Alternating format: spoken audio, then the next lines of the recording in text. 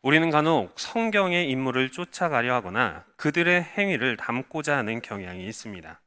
당연히 옳은 행위와 바른 행동들은 도덕적으로 닮아야 할 경우가 있습니다. 그러나 그 행위를 맹목적으로 쫓거나 그 행위를 담는 것이 성경에서 말하는 하나님의 뜻이라고 여기는 것은 옳지 않습니다. 마태복음 2장 말씀에는 예수님의 탄생을 준비하는 주의 사자와 주의 사자의 말을 듣고 행하는 요셉이 등장합니다. 13절 말씀에 주의 사자가 요셉에게 현몽하여 아기를 죽이려는 헤롯을 피해 애굽으로 가라 명령합니다. 우리 14절 말씀 한번 읽겠습니다. 시작. 요셉이 일어나서 밤에 아기와 그의 어머니를 데리고 애굽으로 떠나가.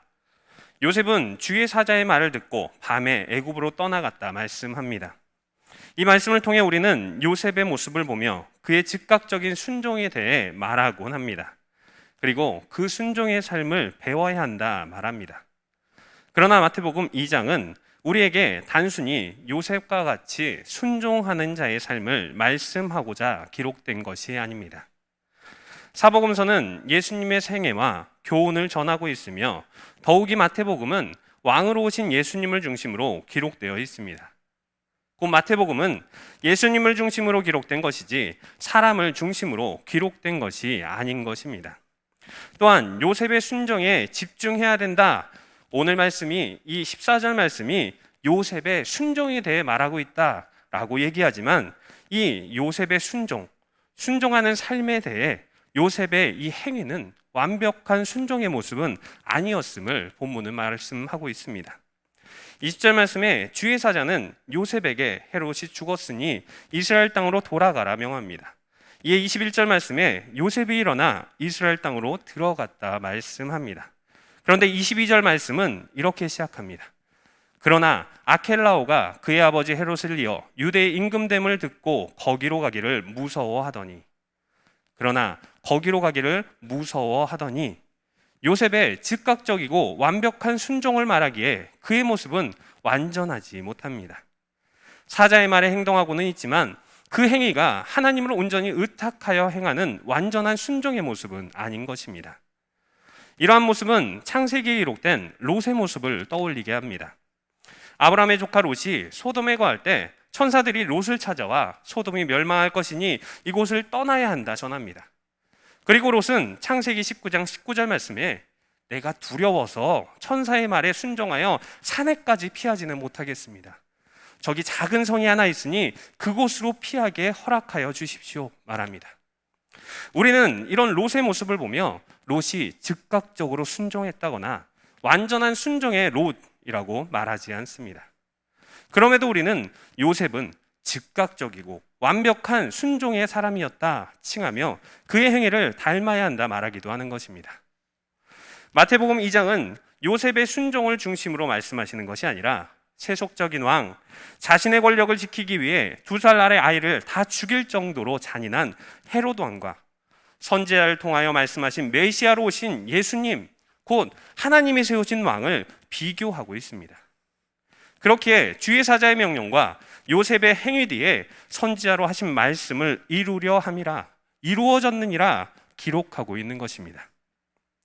오늘 본문도 가나안 이방 여자의 간절한 간구와 끈질긴 간구에 대한 응답을 말한다고 생각하여 끝까지 구하는 기도의 응답, 간절한 기도의 응답에 초점을 맞춰 기도할 때는 이 가나안 여인과 같이 끝까지 붙들고 구해야 한다 정도로 이해한다면 말씀을 통해 드러내시는 하나님의 의도를 바로 파악하지 못하게 됩니다. 이 시간 마태복음의 문맥과 의도, 목적을 통해 본문을 살펴보며 본문을 통해 당시 청중에게 주시는 것이 무엇인지, 그리고 오늘 우리에게 주시는 하나님의 말씀이 무엇인지 깨닫기를 원합니다. 먼저 마태복음의 저작 특징을 살펴보면 세리였던 마태의 특징을 따라 마태복음은 체계적인 구성과 신학적인 특성이 드러납니다. 앞에서 살펴본 2장 말씀에도 세속적인 왕 헤롯과 선지자의 말씀의 성취로 드러나는 메시아, 하나님이 세우시는 왕이 비교되는 구조를 갖추듯이 마태복음은 비교되는 인물, 사건, 요소들을 배치함으로써 하나님의 뜻을 드러내고 있습니다. 오늘 본문 15장 21절 말씀 우리 한번 함께 읽겠습니다. 시작. 예수께서 거기서 나가사 드로아 시돈 지방으로 들어가시니. 드로아 시돈은 갈릴리 북쪽 가장자리에서 80km 떨어진 곳에 위치한 주요 헬라 도시였습니다. 이곳은 유대인들보다는 헬라 문화권 가운데 이방인들이 거하고 있던 지역입니다. 또한 22절 말씀에 가나안 여자 하나가 오늘 본문의 여인을 가나안 여인으로 칭하며 여인이 거하고 있는 드로아 시돈과 함께 그 여인의 민족적 배경에 부정적인 의미가 내포되어 있음을 강조하고 있습니다. 이 여인은 가나안에 거하던 이방인이었고 더욱이 여자들이나 이방인들은 당시 랍비에게 나오지 않았음에도 이 여인은 그 지방에서 나와 소리를 질러 예수님을 붙잡고자 하고 있다고 말합니다. 그런데 15장 21절부터의 이 사건이 15장 1절 말씀에도 이 여인을 설명하는 본문과 비슷한 구조가 발견되어지고 있습니다. 우리 15장 1절 말씀 한번 함께 읽겠습니다. 시작. 그때 바리새인들과 서기관들이 지금 유대인의 지도자들인 바리사인과 서기관들이 예루살렘 곧 유대 종교의 중심지로부터 예수님께 나와 말을 하고 있는 것입니다. 21절부터의 사건과 1절의 사건은 종교 중심지인 예루살렘과 헬라 문화권 안의 항구 도시로서 우상교육의 중심지인 두로를 비교하며 유대 종교자들과 이방 여인을 서로 비교하고 있는 것입니다. 만약 우리가 누군가를 닮아야 한다면 종교 지도자들과 이방 여인 중에 누구를 쫓아야 하겠습니까? 당시 사람들은 종교 지도자들의 가르침과 그들의 교훈을 쫓았고 이방 여인은 더럽고 하찮은 존재로 여겼습니다. 그러나 예수님은 15장 전반부에서 바리새인들의 인본주의적이고 무용한 율법 해석들을 비난하시고 그들의 음식법마저 실제적으로 폐기하십니다. 그리고는 이방 여인인 가나안 여인이 예수에게 와서 긍휼을 얻는 이야기를 기록하고 있습니다. 동일한 구조 가운데 하나님의 뜻에 합당하게 나오는 자가 누구인지 드러내고 있는 본문인 것입니다. 당시 로마의 속국으로서 이스라엘뿐만 아니라 온 이방이 모두 참 목자를 기다리는 가운데 참된 지도자, 참된 왕, 하나님 자신의 통치를 열망하고 있었습니다. 그러나 그들이 열망하던 선지자의 말씀대로 메시아로 오신 예수님을 대하는 모습은 전혀 달랐습니다. 존경받던 종교 지도자들은 자신의 기준으로 예수님의 행위를 판단했고 심지어 자신들의 지식으로 하나님의 율법을 잘못 해석하고 있었습니다. 예수님은 그런 종교 지도자들에게 말씀하십니다. 14절 말씀에 그들은 맹인이 되어 맹인을 인도하는 자로다.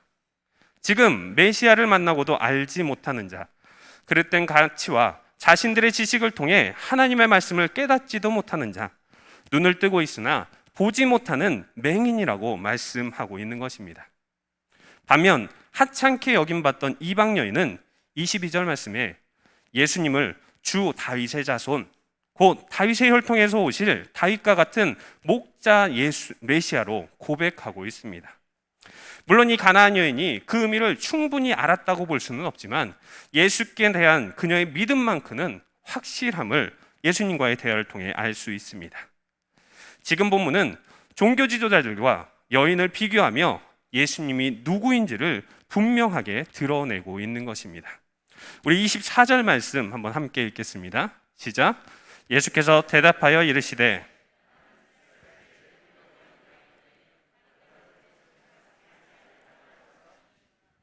예수님은 이스라엘 집에 잃어버린 양, 목자 없이 소망도 없이 살아가는 유대 백성들을 찾으러 오셨다고 말씀하고 있습니다.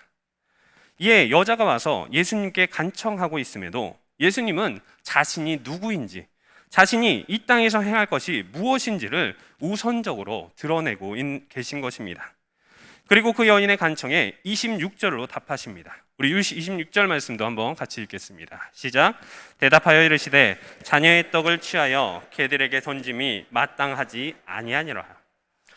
우리는 예수님의 이 말씀만을 보고 예수님 역시 당시 유대주의자들과 같이 이 여인을 하찮게 여겼다, 모독했다 생각할 수 있습니다. 그러나 앞에서 살펴본 바와 같이 예수님은 본문을 통해 예수님 자신이 누구인가, 예수님이 이 땅에서 행할 것이 무엇인지에 집중하고 드러내고 계심을 기억해야 합니다. 곧 잃어버린 양, 목자 없이 소망 없이 살아가는 유대 백성들을 찾으러 오신 예수님께서 유대 백성들, 곧 바리새인과 서기관들에게 나아가셨고, 예수님은 그들에게 말씀의 떡을, 생명의 떡을 전하고 계시다는 것입니다. 그럼에도 그들은 메시아로 오신 예수님의 떡을 받지도 먹지도 알지도 못하는 맹인이라고 말씀하십니다. 반면 가나안 여자는 그들과 전적으로 비교되고 있습니다. 우리 27절 말씀도 한번 함께 읽겠습니다. 시작. 여자가 이르되 주여 올소이다마는,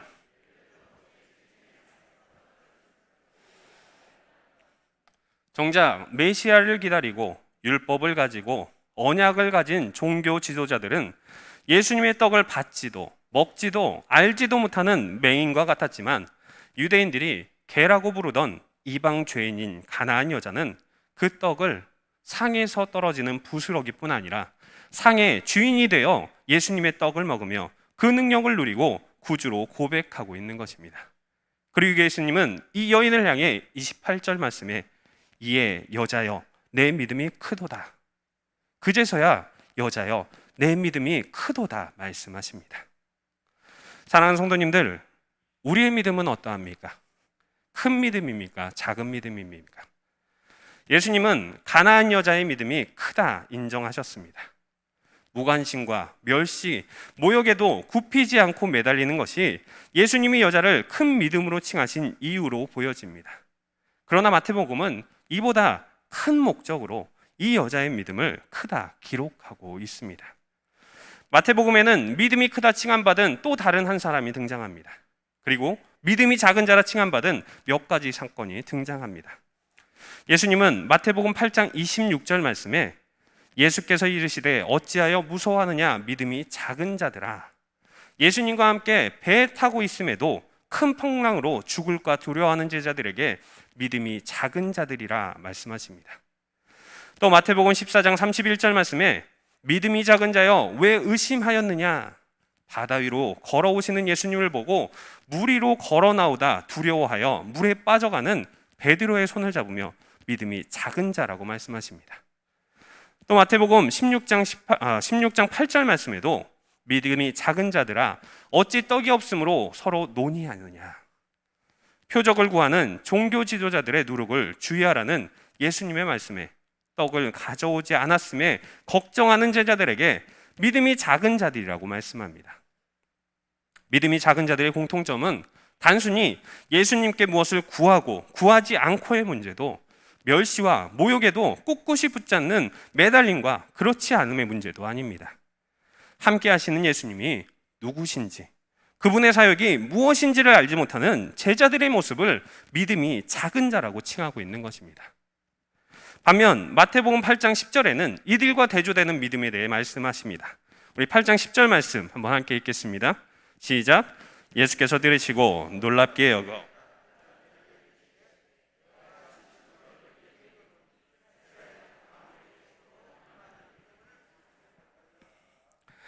이방인인 로마 백부장이 자신의 하인이 중풍병으로 괴로워하자 예수님을 모시러 나왔고 가서 고쳐주리라는 예수님의 말씀에 백부장은 모셔드릴 자격이 없으니 말씀만으로 하옵소서 고백합니다.